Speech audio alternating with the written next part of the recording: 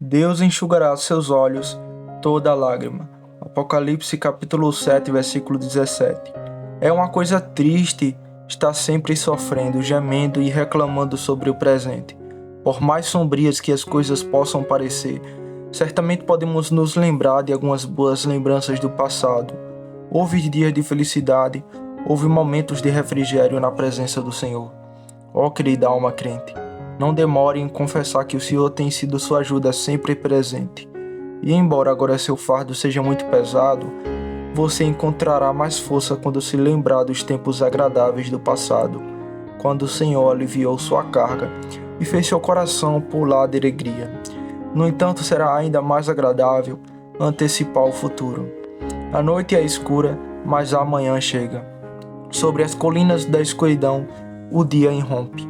Pode ser que a estrada seja incendiada, mas seu fim está quase à vista. Você subiu as encostas íngremes da montanha, e do alto dela você pode ver sua gloriosa herança.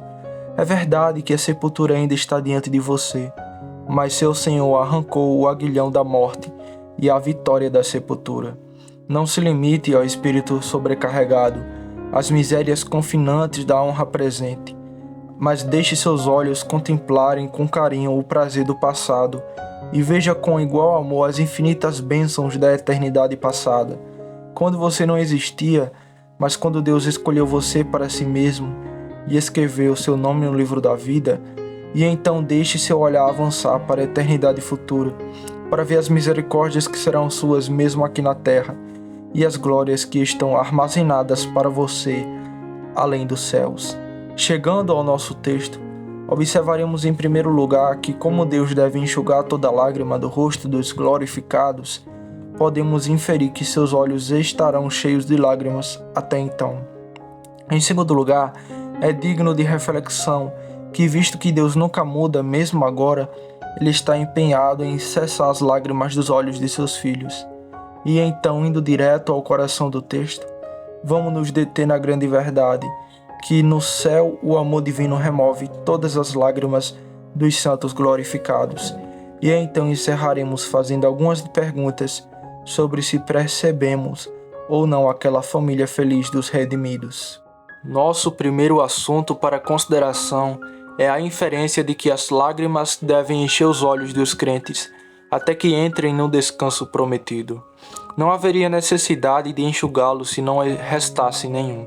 Os santos chegam aos portões do céu chorando e acompanhados por seus dois companheiros, tristeza e gemido. As lágrimas cessam e a tristeza e o gemido desaparecem. O salgueiro, o chorão, não cresce junto ao rio d'água da vida, mas é uma árvore abundante aqui na terra. Nem desaparecerá até que o tronquemos pelo ramo da palmeira da vitória. A lágrima da tristeza nunca deixará de cair, até que a transforme na pérola da bem-aventurança eterna. O caminho da tristeza, e somente esse caminho, leva ao lugar onde a tristeza é desconhecida. O cristianismo traz libertação de maldição, mas não isenção de julgamento. Os antigos costumavam usar garrafas para recolher as lágrimas dos enlutados. Acho que vejo 3 garrafas cheias com as lágrimas dos crentes. A primeira é uma garrafa comum. O conteúdo são as lágrimas comuns derramadas por todos os homens e mulheres, pois os crentes sofrem exatamente como o resto da raça humana. Os servos de Deus não são, de forma alguma, poupados da dor física. Seus nervos, vasos sanguíneos, membros e órgãos internos são tão suscetíveis à doença quanto os de homens e mulheres não regenerados. Alguns dos santos mais santos permaneceram por muito tempo em leitos de doença, e aqueles que são mais queridos ao coração de Deus sentiram os golpes mais pesados da vara da disciplina. Há dores que, apesar dos esforços da paciência, obrigam as lágrimas a molhar as faces. O corpo humano é capaz de um terrível grau de agonia, e poucos são os que em algum momento ou outro não regaram suas camas com lágrimas por causa da severidade de suas dores. A isso somam-se as perdas e cruzes do cotidiano. Qual de vocês, cristãos, vive sem dificuldades ocasionais e perdas graves? Algum de vocês tem uma vida tão fácil que não tem nada para lamentar? Não há cruzes em casa, não há problemas em seu mundo? Você pode viajar de 1º de janeiro a último de dezembro, sem sentir o cansaço do caminho? Você não tem sonhos destruídos, dívidas incobráveis, nome caluniado, palavras duras, filho doente, esposa sofredora para trazer diante do Senhor em oração? Você deve ser um habitante de outro planeta se não teve mágoas, pois o homem nasceu para problemas tão certos quanto a faísca voa para cima. Nenhum navio pode navegar no Oceano Atlântico sem enfrentar tempestades. É apenas no oceano do céu que tudo é calmo para sempre. Os crentes devem passar por muita dificuldade para entrar no reino do céu. As provações devem e vão acontecer. A morte contribui para a nossa tristeza. Os herdeiros da imortalidade são frequentemente convocados para se reunirem ao redor do túmulo. Quem nunca perdeu um amigo? Se Jesus chorou, não espere que escaparemos das lágrimas de dor.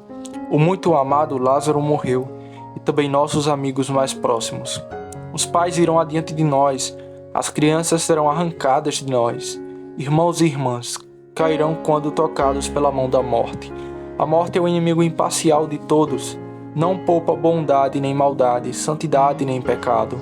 Com igualdade esmaga todos os nossos queridos e entes queridos, assim como nossos amigos mais próximos. O cristão também conhece desilusões tão amargas e intensas como os outros homens e mulheres. Judas trai a Cristo, Aitofel é um traidor de Davi. Tivemos nossos Anofeles e ainda podemos nos encontrar com nosso Judas. Confiamos em amigos e descobrimos que suas amizades fracassam. Nós nos apoiamos no que parecia ser um cajado e ele nos perfurou como uma lança. Vocês não podem, queridos amigos, passar pelo deserto deste mundo sem descobrir que espinhos e cardos crescem abundantemente nele. E que, por mais que você pise, seus pés às vezes devem sentir a ferida repentina e inesperada. O mar da vida é sal para todos os homens. Nuvens pairam sobre cada paisagem. Podemos esquecer de rir, mas sempre saberemos chorar. Assim como as nuvens saturadas devem pingar, a raça humana amaldiçoada pela queda deve chorar suas frequentes dores. Segundo ponto. Vejo diante de mim uma segunda garrafa, é negra e suja, pois contém lágrimas destiladas pela força do fogo do pecado. Esta garrafa contém mais do que a primeira e é enchida com mais regularidade. O pecado é mais frequentemente a mãe da tristeza do que todas as outras dores da vida junta. Queridos irmãos e irmãs, estou convencido de que suportamos mais tristeza por nossos pecados do que pela providência mais sombria de Deus. Observe nossa natureza rebelde. Quando surge um problema, não é o julgamento que nos faz gemer tanto quanto nossa rebelião contra ele. É verdade que o aguilhão é enfiado em nós, mas nós chutamos contra ele e isso nos machuca muito mais. Como homens de pés descalços, chutamos os aguilhões. Dirigimos nosso navio contra a corrente da vontade de Deus, e então murmurarmos porque as ondas batem violentamente sobre nós. Uma vontade resistente é como a mão de uma pessoa selvagem que se rasga no objeto pontiagudo mais próximo. Os castigos que vêm diretamente de nosso Pai Celestial nunca são tão difíceis de suportar quanto todas as agitações e fúrias de nossa obstinada vontade própria. Assim como o pássaro se choca contra os arrames e arames das gaiolas e quebra a própria asa, nós fazemos a mesma coisa. Se tomássemos a cruz como nosso gracioso Pai a dar, isso não irritaria nosso ombro, mas uma vez que nos rebelamos contra ele e o odiamos o fardo, nossos ombros ficam enfolados e doloridos, e a carga se torna intolerável. Se fôssemos mais submissos, teríamos menos lágrimas. Há também as lágrimas de orgulho ferido, e como elas são quentes e escaldantes. Quando o homem foi ambicioso e falhou, ele chorará alto em vez de aprender com a experiência ou reunir coragem para uma aventura mais sábia. Quando o amigo falou de nós de maneira depreciativa ou o inimigo nos acusou falsamente, tivemos que lutar para conter as lágrimas e nos sentimos infelizes por dentro. Ah, essas são lágrimas cruéis e perversas. Deus os limpe de nossos olhos agora. Certamente Ele deve fazer isso antes que possamos entrar no céu. Quão numerosas também são as lágrimas da incredulidade. Fabricamos problemas para nós mesmos, antecipando problemas futuros que podem nunca acontecer, ou que, se ocorrer, podem ser cheios de misericórdia e bênçãos. Começamos a imaginar o que faríamos se algo terrível acontecer, o que na realidade é algo que Deus determinou que nunca acontecerá em nossas vidas. Imaginamos-nos em posições onde a providência nunca pretende nos colocar, e assim acabamos por sentir 1000 provações. Esta garrafa nunca deveria conter uma única lágrima dos olhos de um crente, e ainda assim ela teve inundações inteiras derramadas nela. Oh, a maldade do pecado de desconfiar de Deus, e a amargura com que essa desconfiança é feita para se amaldiçoar. A incredulidade faz uma vara para suas próprias costas. A desconfiança de Deus é seu próprio castigo. Traz tanta inquietação, tanta ansiedade e tanta tribulação de espírito à mente. Também não deve esquecer as lágrimas escaldantes de raiva. As lágrimas de raiva contra nosso semelhante e a rabugir de irritação, porque não podemos fazer o que queremos com eles. Estas são lágrimas negras e horríveis, tão sujas quanto o fogo do inferno. Que sejamos sempre salvos de tais lágrimas.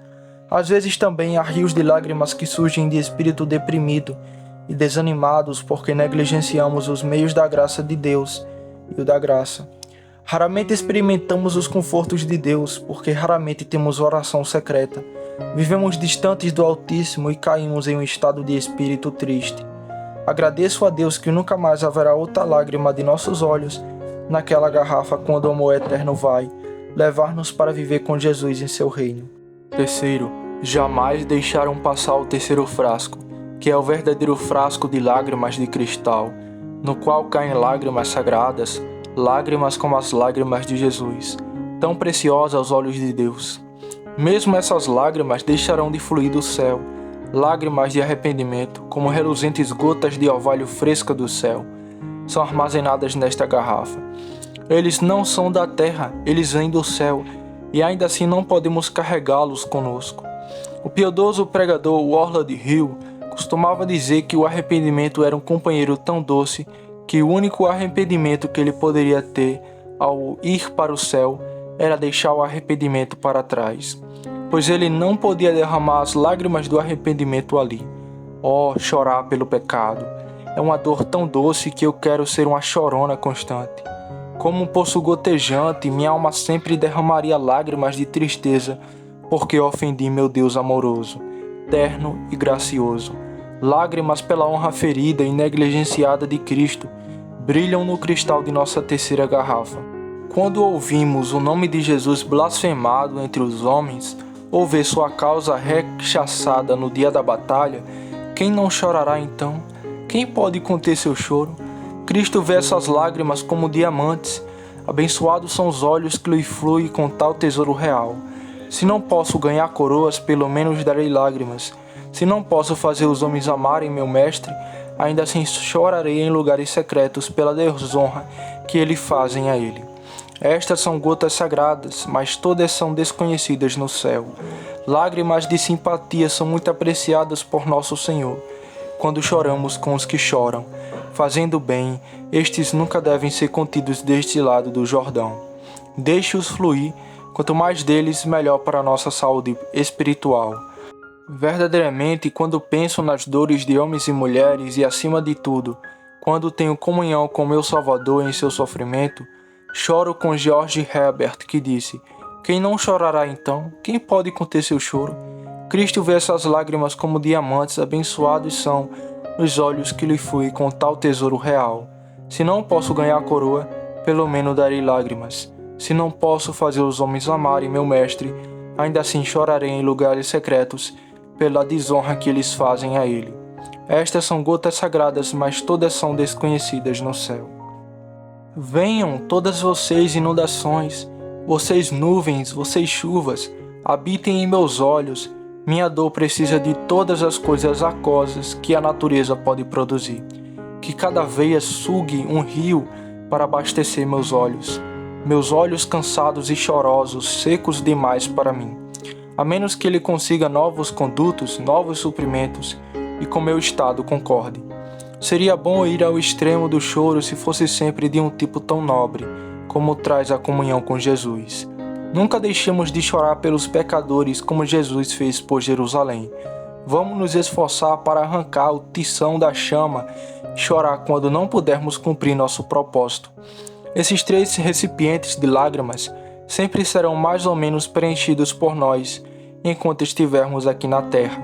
Mas no céu, a primeira garrafa não será necessária, pois os poços da dor da terra serão todos secos, e nós beberemos de fontes vivas da água sem sal por uma lágrima.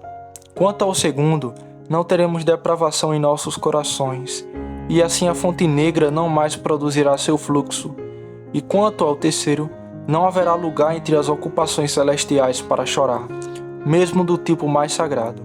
Até então devemos esperar compartilhar as dores humanas, e em vez de orar contra elas, peçamos que sejamos santificadas por nós. Refiro-me, é claro, aos do primeiro tipo. Oremos para que as provações produzam paciência, e a paciência produza experiência, e a experiência produza esperança, da qual nunca me envergonharei. Oremos para que, conforme a fonte e a ponta afiada da ferramenta de entalhe for usada em nós, ela apenas remova nossas verrugas e nos molde em imagens que nosso Senhor e Mestre. Oremos para que o fogo não consuma nada além da escória e que as inundações não levem nada além da impureza. Agradeçamos a Deus que, embora antes de sermos afligidos, nos desviaremos, mas agora obedecemos a sua palavra, pois agora vemos que é uma coisa abençoada, uma coisa divinamente sábia, trilhamos o caminho da tristeza e alcançarmos os portões do céu com gotas de lágrimas brilhando em nossos olhos. Em segundo lugar, mesmo aqui na terra, se queremos ter nossas lágrimas enxugadas, devemos ir ao nosso Pai Celestial. Ele é o grande limpador das lágrimas. Observem, irmãos e irmãs, que Deus pode remover todo traço de tristeza do coração de seu povo, concedendo-lhe a aceitação completa de sua vontade. Nosso ego é a raiz de nossa tristeza. Se o ego fosse perfeitamente conquistado, seria o mesmo para nós se o amor de Deus ordenasse nossa dor ou conforto, nos desse riqueza ou pobreza. Se nossa vontade estivesse completamente alinhada com a vontade de Deus, então a própria dor seria acompanhada de prazer, e a tristeza nos traria alegria por causa de Cristo. Assim como o fogo apaga outro, assim a paixão principal do amor a Deus e a completa obstação em sua sagrada vontade extingue o fogo da dor e da tristeza humana. A aceitação entusiástica da vontade de Deus coloca tanto mel no cálice da amargura que a amargura é esquecida. Assim como a morte é engolida pela vitória, as provações também são engolidas pelo contentamento e prazer em Deus. Ele também pode tirar nossas lágrimas, fazendo com que nossas mentes se demorem com prazer no fim que todas as nossas provações estão trabalhando para produzir. Ele pode nos mostrar que eles estão trabalhando juntos para o bem, e como pessoas compreensivas, quando virmos que seremos essencialmente enriquecidos por nossas perdas, ficaremos contentes com eles. Quando virmos que o remédio está nos curando de doenças mortais e que nossas dores mais agudas estão apenas nos salvando de dores muito mais terríveis, então beijaremos a vara e cantaremos no meio da provação. Doce aflição, uma vez que produz frutos tão pacíficos de justiça. Além disso, Deus pode remover toda lágrima de nossos olhos na hora da provação, derramando abundantemente o amor de Jesus Cristo em nossos corações. Ele pode deixar claro para nós que Cristo é afligido em nossa aflição. Ele pode nos conceder um delicioso senso de bondade divina que habita em sua simpatia e nos alegrar por sermos sofredores de nosso Salvador. O Salvador pode fazer nosso coração pular de alegria, assegurando-nos que estamos gravados nas palmas de suas mãos e que estaremos com ele onde ele estiver. As camas dos doentes tornam-se tronos e as favelas transformam-se em palácios quando Jesus enche o nosso coração e a nossa alma com seu amor e presença eternos. Meus irmãos e irmãs, o amor de Cristo, como uma grande inundação, rola sobre as rochas mais escarpadas das aflições, tão alto acima delas que podemos flutuar em perfeita paz, onde os outros são um desastre total. A fúria da tempestade é toda abafada quando Cristo está no barco. As águas te viram, ó Cristo. O Senhor também pode tirar de nós toda tristeza presente. removendo providencialmente sua causa. A providência está cheia de doces surpresas e revivadoras inesperadas. Quando o mar baixa ao máximo, ele se vira novamente e cobre toda a areia. Quando pensarmos que estamos trancados em uma masmorra pelo resto de nossas vidas e a fechadura da porta está enferrujada, Deus pode fazer a porta se abrir em um momento. Quando o rio corre profundo e negro diante de nós, Ele pode dividi-lo com a palavra ou conectá-lo com a mão. Quantas vezes você já achou isso no passado? Como peregrino a Canaã, você passou pelo Mar Vermelho, no qual antes temia se afogar. Os poços envenenados foram adoçados pela presença de Deus. Você lutou contra o inimigo, você atravessou o terrível deserto. Você passou pelo lugar das serpentes ardentes, e ainda assim você foi mantido vivo, e assim será. Como o claror do sol vem depois da chuva, então a paz virá depois das suas provações. Assim como as nuvens escuras voam diante do poder irresistível do vento, assim o Deus eterno fará com que suas mágoas desapareçam diante da energia de sua graça. A fumegante fornalha dos problemas será seguida pela luz brilhante do conforto. Ainda assim, o melhor método de se livrar das lágrimas presentes é a comunhão com Deus. Quando eu puder rastejar sobre a asa do meu querido Deus e me aninhar perto de seu peito, deixar o mundo dizer o que quiser e deixar o diabo rugir como quiser, e deixar meus pecados acusarem e ameaçarem como puderem, estarei seguro, contente, pacífico, alegre e feliz. Que a terra contra a minha alma se envolva e dardos infernais sejam lançados. Agora posso sorrir para a fúria de Satanás e enfrentar o mundo cara a duro. Dizer: Deus, meu Pai, coloca-me diretamente em suas mãos e sentir que estou seguro ali. Olhar para Ele, embora seja com lágrimas em meus olhos, e sentir que Ele me ama. E então colocar minha cabeça bem em seu peito como o filho pródigo fez. Chorar minhas mágoas lá no coração de meu Pai. Oh, isso é a morte da dor e a vida de todo conforto. Jeová não é chamado de Deus de todo consolo? Você o achará assim, amado. Ele tem sido nossa ajuda em eras passadas. Ele é nossa esperança para os próximos anos. Se ele não tivesse sido minha ajuda, então minha alma teria perecido completamente no dia de meu sofrimento e dor. Oh, preste o testemunho dele neste dia, de que você não pode ir a Deus e derramar seu coração diante dele sem encontrar um conforto maravilhoso. Quando seu amigo não consegue enxugar suas lágrimas, quando você mesmo com seus melhores poderes de raciocínio e seus esforços mais corajosos não podem superar sua dor, quando seu coração bate rápido, parecer que vai explodir de dor, então como filho de Deus você derramará seu coração diante dele. Deus é um refúgio para nós. Ele é nossa fortaleza, nosso refúgio e defesa. Basta irmos a Ele e descobriremos que mesmo aqui na terra, Deus enxugará de nossos olhos toda lágrima. Agora teremos de voltar nossos pensamentos para o ensino real do texto, ou seja, em terceiro ponto, a remoção de todas as lágrimas dos bem-aventurados no céu. Existem muitas razões pelas quais os espíritos glorificados não podem chorar no céu. Estes são bem conhecidos por você, mas vamos apenas insinuá-los. Todas as causas externas de tristeza se foram. No céu, os remidos nunca sofrerão a dor associada a ir a funerais de seus amigos e entes queridos. O coveiro e o caixão não existem ali. O pensamento horrível da morte nunca entra na mente de um espírito imortal. Eles nunca são separados. O grande encontro aconteceu, e os filhos de Deus nunca mais se separarão. No céu, eles não têm perdas e cruzes nos negócios. Eles servem a Deus dia e noite em seu templo. Não há amizades quebradas lá. Não há corações partidos nem sonhos despedaçados. Eles conhecem plenamente, assim como são plenamente conhecidos, e amam assim como são amados. Nenhuma dor pode vir sobre eles, pois seus corpos ressurretos serão levantados da sepultura e serão glorificados. Portanto, eles não serão capazes de sofrer. A glândula lacrimal não existirá, embora grande parte do corpo humano permanecerá. Pelo menos a glândula lacrimal desaparecerá. Eles não precisarão desse órgão. Seus corpos serão incapazes de experimentar o luto. Eles se alegrarão para sempre. Pobreza, fome, angústia, desamparo, perigo, perseguição, calúnia, tudo isso será cessado. O sol não os atingirá, nem calor abrasador. Nunca mais terão fome, nunca mais terão sede, e, portanto, as lágrimas nunca mais correrão. Novamente, todos os males ocultos terão sido removidos pela perfeita santificação realizada neles pelo Espírito Santo.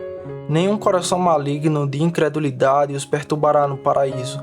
Não haverá tentações de Satanás para tentar instigar sua maldade interior, já que nenhum dos dois existe no céu. Os redimidos jamais serão levados a esquecer de Deus, pois seus corações estarão cheios de amor para com Ele. O pecado não terá doçura para eles, pois eles serão perfeitamente purificados de todos os desejos depravados. Não haverá concupiscências dos olhos, nem concupiscências da carne, nem orgulho da vida para ser uma armadilha para eles. O pecado é excluído e eles serão encerrados. Eles são abençoados para sempre, porque são irrepreensíveis diante do trono de Deus. Que paraíso deve ser esta sem mancha, ou ruga, ou qualquer outra coisa? Claramente aqueles que pararam de pecar vão parar de chorar. Todo medo de mudança também foi excluído para sempre. Eles sabem que estão eternamente seguros. Os santos na terra têm medo de cair. Alguns crentes até sonham em cair. Eles pensam que Deus os abandonará e que os homens os perseguirão e os levarão cativos. Nenhum desses medos pode perturbar os abençoados que veem a face de seu Pai. Apesar da quantidade de tempo gasto na eternidade, a eternidade nunca se esgotará. E enquanto a eternidade durar, sua imortalidade e bem-aventurança coexistirão com ela. Eles vivem em uma cidade que nunca experimentará uma tempestade. Eles se aquecem sobre um sol que nunca se põe. Eles bebem de um rio que nunca secará. Eles colhem frutos da árvore que nunca murcham e morrem. A bem-aventurança deles não pode sequer pensar no pensamento de que talvez possa passar e deixar de existir. Eles não podem, portanto, chorar, porque estão perfeitamente seguros. Porque eles deveriam chorar quando todos seus desejos são satisfeitos? Eles não podem desejar nada que não terão. Olho e ouvido, coração e mão imaginarão esperança, desejo, vontade. Todas as faculdades serão satisfeitas. Tudo o que eles poderiam desejar ou imaginar será continuamente desfrutado. Embora nenhum olho tenha visto, nenhum ouvido tenha ouvido, nenhuma mente tenha concedido o que Deus preparou para aqueles que o amam, eles sabem o suficiente, pela revelação do Espírito, para entender que são supramentemente abençoados. A alegria de Cristo, que é uma infinita plenitude de deleite, está neles. Eles se banham no mar espansoso e sem fundo da felicidade infinita. Ainda assim, queridos amigos, isso não explica o fato de que cada lágrima é enxugada de seus olhos. O texto de que mais gosto é aquele que nos diz que Deus o fará. Quero que você pense comigo nas fontes de lágrimas que existiriam até no céu. Lágrimas que os santos glorificados inevitavelmente chorariam se Deus, por um milagre perpétuo, não removesse essa lágrima. Parece-me que se o próprio Deus não interferisse por um fluxo perpétuo de conforto abundante, os glorificados teriam muito bons motivos para chorar. Você diz, como é isso? Ora, em primeiro lugar, se não fosse pela graciosa intervenção de Deus, que tremendo arrependimento eles teriam por seus pecados passados. Quanto mais santa uma pessoa é, mais ela odeia o pecado. É uma prova de crescimento na santificação, não que o arrependimento se torne menos agudo, mas que se torne cada vez mais profundo. Certamente, queridos amigos, quando formos perfeitamente santos, teremos um ódio maior do pecado. Se na terra pudéssemos ser perfeitamente santos, ora, acho que não faríamos nada além de lamentar, ao pensar que uma coisa tão imunda, suja e venenosa como o pecado já nos machucou, que teríamos ofendido um Deus tão bom, gracioso, terno e ricamente amoroso. Ora, a visão de Cristo, o Cordeiro no meio do trono, os faria lembrar do pecado da qual ele os purificou. A visão da perfeição de seu Pai Celestial seria cega para eles, se não fosse por algum meio sagrado, sobre o qual nada sabemos. Deus enxuga todas essas lágrimas de seus olhos, e embora eles não possam deixar de se arrepender de terem pecado, talvez eles saibam que o pecado foi feito para glorificar a Deus, pelo poder vencedor da graça toda-poderosa. Esse pecado foi feito para ser um fundo negro, uma espécie de cenário para a joia cintilante da graça eterna e soberana. e pode ser que por essa razão eles não derramem lágrimas por suas vidas passadas. Eles cantam para aquele que nos ama e nos libertou de nossos pecados por seu sangue, mas eles cantam aquela canção celestial sem uma lágrima em seus olhos. Não consigo entender como isso pode acontecer, pois sei que não poderia fazê-lo em minha condição atual, que esta seja a melhor razão que Deus enxugou toda a lágrima de seus olhos, esse pecado que foi feito para ser um fundo negro, uma espécie de cenário para a joia cintilante da graça eterna e soberana. E pode ser que por essa razão ele não derrame lágrimas por suas vidas passadas. Novamente, você não acha, amado, que o pensamento da grande quantidade de vergonha e angústia que o Salvador suportou por sua redenção deve, na ordem natural das coisas, ser uma fonte constante de tristeza? Às vezes cantamos aquele hino que nos lembra a canção angelical diante do trono, e em seus versos diz: mas quando eles se voltam para o Calvário, silenciosas suas harpas permanecem, canções suspensas por um momento lamentam o Deus que amou e morreu. Agora, isso é natural e poético, mas não é verdade, pois você sabe muito bem que não há canções suspensas no céu e que não há luto nem mesmo por Cristo que amou e morreu. Parece-me que se eu fosse completamente espiritualizado e estivesse em um estado tão santo como os que estão no céu, não poderia olhar para o Cordeiro sem lágrimas nos olhos. Como pude pensar naquelas 5 feridas, aquele suor sangrento no Getsêmani, aquela cruel coroação do espinho, aquela zombaria e vergonha no Gólgota? Como poderia pensar nisso sem chorar? Como poderia sentir que ele me amava e se entregava por mim, sem explodir numa paixão de santo afeto e dor? As lágrimas parecem ser a expressão natural dessa alegria e tristeza sagradas. Amor e dor dividindo meu coração, com minhas lágrimas banharei seus pés.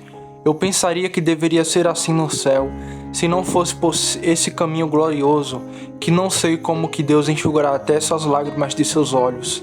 Não precisa da interferência de Deus para realizar esta maravilha?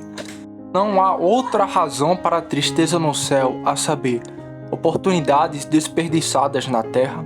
Amados, quando ascenderem ao céu, não haverá mais alimentação para o povo faminto de Cristo, não mais dar de beber aos sedentos, não mais visitando seus enfermos ou presos, não mais roupas para os nus, não haverá mais instrução para os ignorantes, não haverá mais pregação da palavra de Deus entre uma geração corrompida e depravada. Tem sido dito com frequência e verdade que se pudesse haver arrependimentos no céu, esses arrependimentos seriam por termos desperdiçado tantas oportunidades de honrar a Cristo na terra, oportunidades que então desaparecerão para sempre. Agora no céu, os corações dos santos não estão frios e endurecidos, para que possam olhar para trás sem tristeza pelos pecados de omissão. Creio que no céu a consciência será extremamente terna, pois a pureza perfeita não seria compatível com nenhum grau de dureza de coração. Se forem sensíveis e termos de coração, é inevitável que olhem para trás com pesar pelos fracassos da vida abaixo. A menos que alguma emoção maior domine a emoção do arrependimento, posso dizer, amados, se Deus me levasse ao céu esta manhã, e se não interviesse por um ato especial da sua onipotência e cessasse aquela fonte de lágrimas, eu quase me esqueceria das glórias do paraíso em meio à minha própria vergonha, por não ter pregado com mais fervor, não ter orado com mais fervor e não ter trabalhado mais abundantemente por Cristo.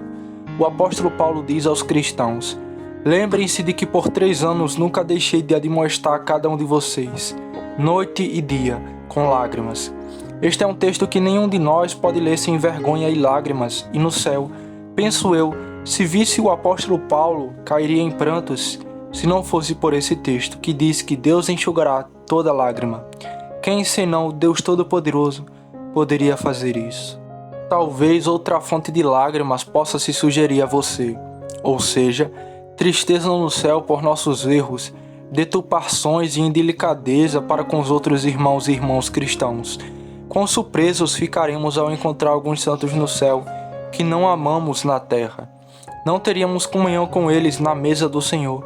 Não reconheceríamos que eles eram cristãos. Nós olhávamos com desconfiança se o víamos na rua. Estávamos um pouco cautelosos com todas as suas ações. Suspeitávamos que seu zelo não passava de uma exibição e um exagero, e considerávamos seus melhores esforços como tendo motivos sinistros no coração. Dizemos muitas coisas desagradáveis e sentimos muito mais do que dizemos. Quando virmos esses irmãos e irmãs desconhecidos e não reconhecidos no céu, sua própria presença não nos lembrará naturalmente de nossas ofensas contra o amor cristão e a unidade espiritual? Não consigo imaginar um homem perfeito olhando para outro homem perfeito, sem se arrepender de tê-lo tratado de maneira rude. Parecer-me ser a característica de um cavalheiro, um cristão e de um homem perfeitamente santificado acima de todos os outros, e que ele se arrependeria de ter entendido mal, interpretado mal e deturpado alguém que era tão querido por Cristo quanto ele mesmo. Tenho certeza de que ao caminhar entre os santos no céu, não posso deixar de sentir: não o ajudei como deveria, não simpatizei com você como deveria.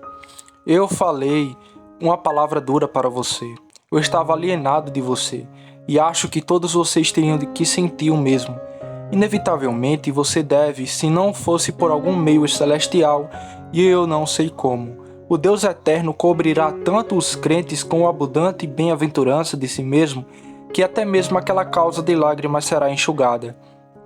E de um homem perfeitamente santificado acima de todos os outros, que ele se arrependeria de ter entendido mal, interpretado mal e deturpado aquele que era tão querido por Cristo quanto ele mesmo.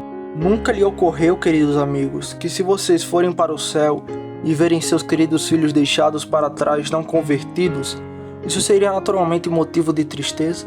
Quando minha mãe me disse que se eu morresse no inferno, ela teria de dizer amém para minha condenação. Eu sabia que era verdade e parecia horrível e teve um bom efeito em minha mente, mas ao mesmo tempo não pude deixar de pensar: bem, você será muito diferente do que é agora. E não pensei que ela fosse melhorar muito. Pensei: bem, adoro pensar em seu choro por mim muito melhor do que pensar em você como um ser perfeito, com olhos sem lágrimas, olhando para a condenação de seu próprio filho. É realmente um espetáculo muito terrível o pensamento de um ser perfeito olhando para o inferno. Por exemplo, como Abraão fez, e ainda não sentindo tristeza, pois você deve se lembrar que no teor em que Abraão se dirigiu ao homem rico, não há nada de piedade, não há única sílaba que indique qualquer simpatia por ele em seus terríveis problemas. E não se compreende bem que serem perfeitos, seres semelhantes a Deus, seres cheios de amor e tudo que constitui a glória da natureza completa de Deus, ainda seriam incapazes de chorar. Mesmo sobre o próprio inferno, eles não podem chorar por seus próprios filhos perdidos e arruinados. Agora, como é isso? Se me disseres, ficarei contente, porque não te posso dizer. Não acredito que haverá um pouco menos de ternura, que haverá uma fração a menos de amizade, amor e simpatia. Acredito que haverá mais, que eles serão de alguma forma tão refinados e purificados que enquanto a compaixão pelo sofrimento estiver presente, o ódio ao pecado estará presente para equilibrá-lo, e um estado de equilíbrio completo será alcançado. A aceitação perfeita da vontade divina é provavelmente o segredo disso, mas não é da minha conta adivinhar. Não sei que lenço o Senhor usará, mas sei que enxugará toda lágrima de seus olhos, e essas lágrimas estão entre eles. No entanto, mais uma vez parece-me que o Espírito redimido que estão diante do trono, tendo, como devem fazer, um profundo interesse em tudo o que diz respeito à honra do nosso Senhor Jesus Cristo, devem sentir-se profundamente entristecidos quando vem a causa da verdade, como comprometido, e o reino de Cristo por um tempo retrocedendo. Pensem em Lutero, ou Wycliffe, ou John Knox, ao verem os avanços do catolicismo romano em nosso século. Pegue John Knox primeiro se quiser. Pense nele olhando para baixo e vendo catedrais católicas se erguendo na Escócia, dedicadas ao serviço da Igreja Católica e do diabo. Oh, como o velho Severo, mesmo na glória, eu acho, começaria a tremer. E ao velho leão bateu de lado mais uma vez, e quase desejou poder descer e despedaçar os ninhos para que os trapaceiros e vigaristas pudessem fugir. Pense em Wycliffe, olhando para este país onde o Evangelho foi pregado por tantos anos, e vendo monges na Igreja da Inglaterra e vendo surgir em nossos estabelecimentos nacionais em todos os lugares. Não um catolicismo disfarçado como era há 10 anos, mas o catolicismo totalmente nu, catolicismo categórico que fala sem vergonha da Igreja Católica e nem é mais anglicano. O que Wycliffe diria? Ora, penso enquanto ele se inclina sobre as paredes do céu, a menos que Wycliffe realmente tenha mudado muito, e não posso supor que ele esteja, exceto para melhor, e isso o tornaria mais terno e ainda mais zeloso por Deus. Ele deve chorar ao pensar que a Inglaterra retrocedeu tanto e bateu em retirada. Não sei como é que não choram no céu, mas não choram. As almas sobre o altar choram. Quanto tempo, quanto tempo. Surge uma poderosa intercessão daqueles que foram massacrados nos dias passados por Cristo. Sua oração se eleva. Até quanto tempo? Até quanto tempo? E Deus ainda não vinga seus próprios eleitos, embora clamem dia e noite a Ele. No entanto, esse atraso não lhe custou uma única lágrima. Eles têm tanta certeza de que a vitória virá, que antecipam um triunfo ainda mais esplêndido por causa de seu atraso. E portanto esperam pacientemente e esperam silenciosamente para ver a salvação de Deus. Eles sabem que sem nós não podem ser aperfeiçoados, e portanto esperam até que sejam arrebatados, para que possa, com toda a família, seja unida em um corpo completo, e então a alma receba seu novo corpo glorificado, e eles possam ser aperfeiçoados em sua felicidade. Eles esperam, mas não choram.